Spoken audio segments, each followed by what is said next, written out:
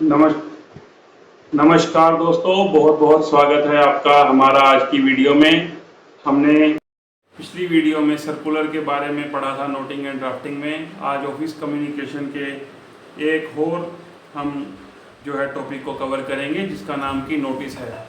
देखिए दोस्तों, नोटिस जो है वो भी किसी सूचना या किसी फैसले को एक हम सर्कुलेट करने के लिए ही यूज़ करते हैं। लेकिन जैसे हमने सर्कुलर में बोला था कि जो सर्कुलर है वो तब यूज़ किया जाता है जब हमारा ऑडियंस या हमारा टारगेट ग्रुप बहुत लार्ज हो, या एक पूरी इंस्टीट्यूशन या ऑर्गेनाइजेशन या पूरा डिपार्टमेंट हो।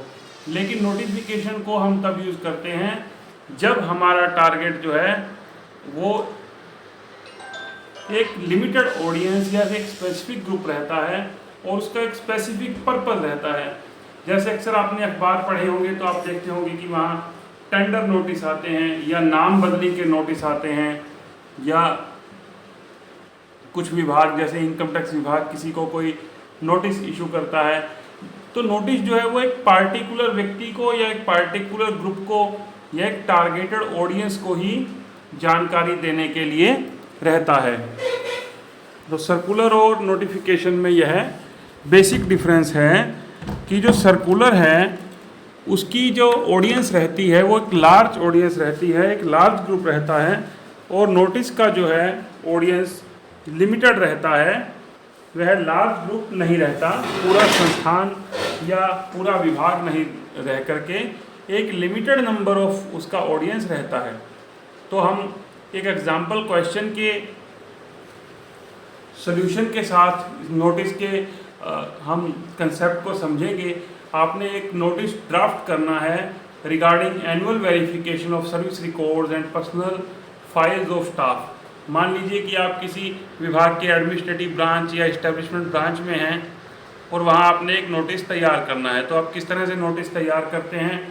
पहले फाइल नंबर लगता है सबसे पहले, उसके बाद गवर्नमेंट ऑफ जो भी है, गवर्नमेंट ऑफ इंडिया या गवर्नमेंट ऑफ किसी स्टेट का नाम आएगा, फिर उस डिपार्टमेंट का नाम, फिर जिस मंत्रालय का कोई नाम है, उसके बाद जो ब्रांच है, इस्टेब्लिशमेंट ब्रांच कोई भी हो, 2, 3rd या जनरली इस्टेब्लिशमेंट ब्रांच हो। उसके बाद हम डेट लिखेंगे। इससे पहले डेट से पहले हम प्लेस भी लिखते हैं, ऑफिस का जो प्लेस है जहाँ भी ऑफिस स्थित है, और फिर हम सेंटर में लिखते हैं notice.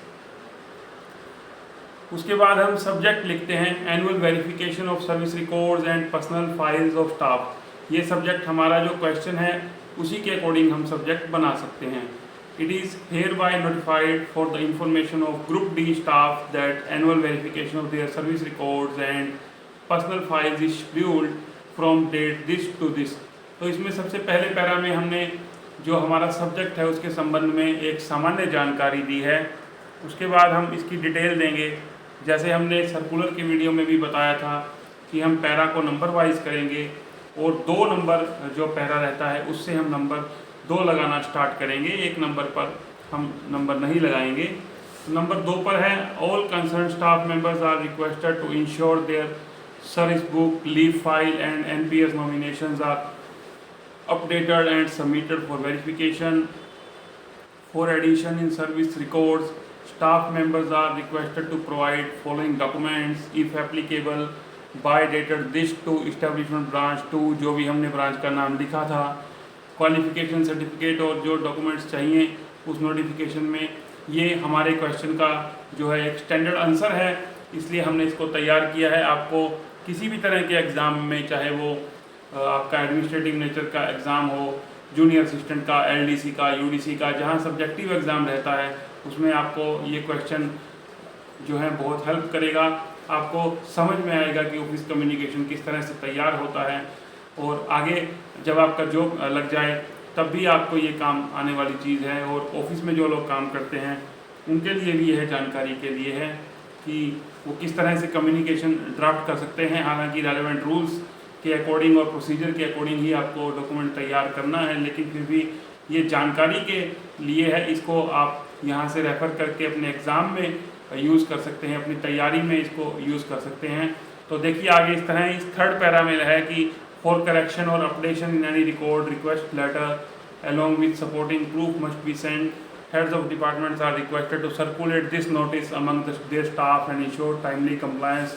For any clarification, please email at this or visit establishment branch during एक स्पेसिफिक टाइम हम दे सकते हैं। उसके बाद हम जो ऑफिसर उसको साइन करेगा उसके साइन और जिस स्टाफ को वो टारगेट है उसका हम नाम लिखेंगे, और अगर हम इस नोटिस की कॉपी कहीं भेजना चाहते हैं तो हम उसको कॉपी टू भी कर देंगे।